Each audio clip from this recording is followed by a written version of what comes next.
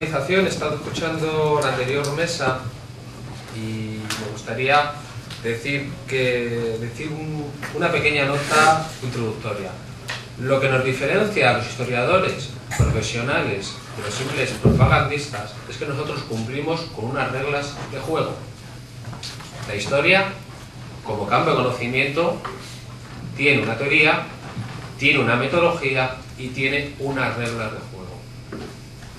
Y ese personal, esos individuos, esos revisionistas que en otros países sus libros serían prohibidos, y no voy a ir más lejos que Francia, no son historiadores, son publicistas. Y es lo que nos diferencia. Probablemente nosotros tenemos un problema, lo decían de los compañeros, de ser más o menos amenos, pero es muy difícil compaginar el rigor, la metodología, el buen trabajo con ser ameno. Un déficit. Los historiadores, la historiografía británica en este caso, suelen escribir libros impresionantes que nosotros escribiríamos en 1000 páginas y ellos lo escriben en 300. Y hay una segunda nota.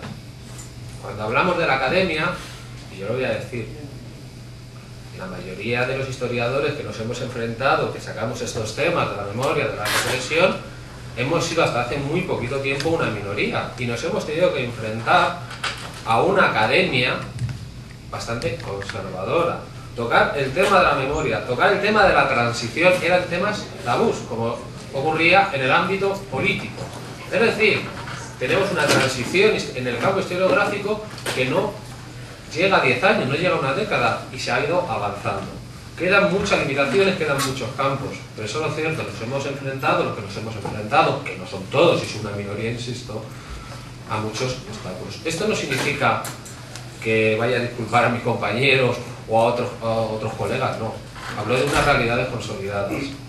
Y dicho esto, yo iba a hablar, cuando me planteé un poco qué se podía hacer en este taller de reparación desde la perspectiva de lo histórico, me planteé, más que hablar de derecho internacional humanitario, que es hablar largo y tendido, me planteé la siguiente pregunta: ¿qué obstáculos para qué tipo de reparaciones?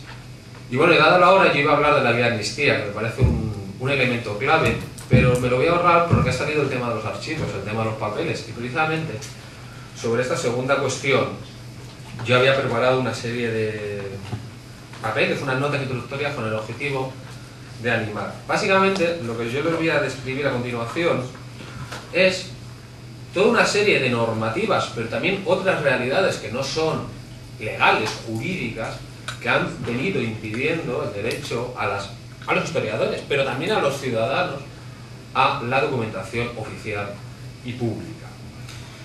Y dicho esto, bueno, pues lo cierto es que cuando se revisa, y ya entro en materia, cuando se revisa todo lo que ha pasado en este país desde el año 77 hasta hoy, 2012, abril de 2012, en relación a la política archivística de acceso a la información en relación a documentos públicos y oficiales, lo que nos encontramos ha sido toda una serie de trabas legales y alegales que han venido a reforzar por activa y por pasiva el modelo español de impunidad. Y esto es una cosa que vamos poco a poco asumiendo, que hemos visto cuando nos hemos tenido que enfrentar los historiadores profesionales que accedimos a los archivos, y ha sido una cuestión que cada vez forma parte más de las denuncias típicas, no solamente de los historiadores, sino que inclusive Amnistía Internacional en su momento publicaría un largo informe sobre el tema de los archivos que yo les recomiendo. Aunque Pedreño va a hablar a continuación en el conocido informe de Joinet, me gustaría, que es sin duda una referencia clave en la lucha contra la impunidad, me gustaría destacar su punto 2, cuando habla preservación de los archivos con relación a la violación de derechos humanos.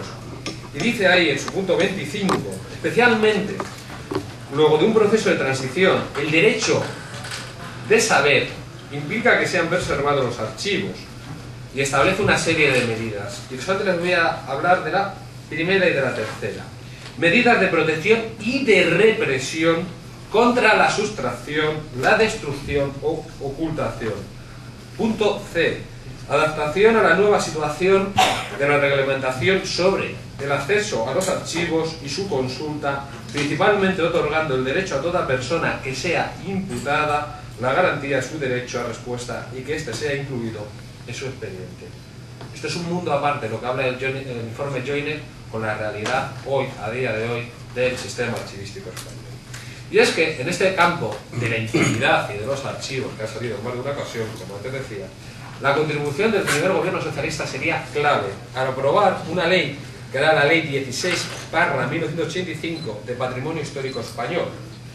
Pero, otro tanto, cabría decir, por ejemplo, cómo durante todas estas décadas ninguna administración se ha planteado ni siquiera la posibilidad de revisar, ya no digo de modificar, de revisar una normativa preconstitucional clave, que es la Ley 9/1968, reguladora ni más ni menos que de secretos oficiales. Es decir, seguimos con una normativa preconstitucional en este caso.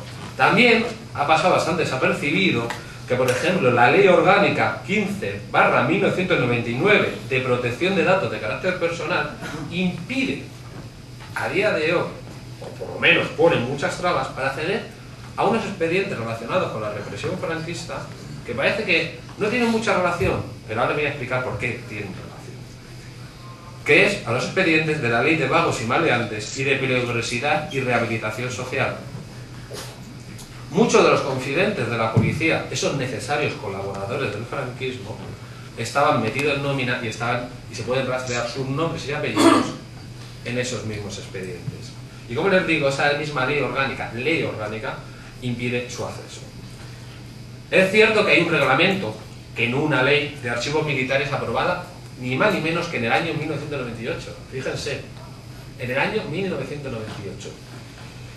Y todas estas normativas que les acabo de citar y otras que se podían decir, lo que han hecho, en suma, han hecho prevalecer el derecho al honor, el derecho a la intimidad, por encima del derecho a la información, y son normativas que no invitan precisamente a internarse en cuestiones, llamémosle, sensibles. Y es que el blindaje del Estado en relación al sistema archivístico español, tanto público como militar, fue y es considerable. Y me gustaría ponerles otro ejemplo, hablando de voluntad política que antes ha salido. Cuando se creó la comisión interministerial, que tenía, entre otras labores, pues elaborar la ley, la que iba a ser la futura ley de memoria histórica, bueno, pues en el primer proyecto que se aprobó y que se envió a Cortes Generales se incluía el artículo 25.3.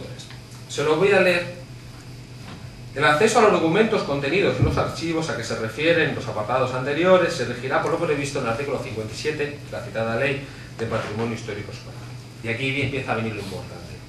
Lo dispuesto en el apartado 3 del citado artículo 57 será de especial aplicación cuando los documentos identifiquen a los autores o a otras personas intervinientes en los hechos o en las actuaciones jurídicas sobre los mismos, en cuyo caso los responsables de los archivos públicos sustituirán la entrega de una copia de los mismos por un certificado sobre su contenido con el fin de preservar la identidad de aquellos. Y es que, como denunció Antonio González Quintana, que probablemente sea uno de los mayores expertos en esta materia, aquel artículo venía a ser una nueva versión, añadiríamos, de ley de punto final, usando los archiveros como cómplices necesarios de la misma.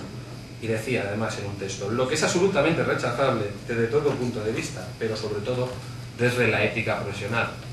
El artículo 25.3 del primer proyecto caería en la tramitación parlamentaria, pero aquello, en mi opinión, se constituiría en una de las más palpables muestras de la nula, no escasa, de la nula voluntad por parte de las administraciones públicas en fomentar el acceso a los papeles de la represión franquista.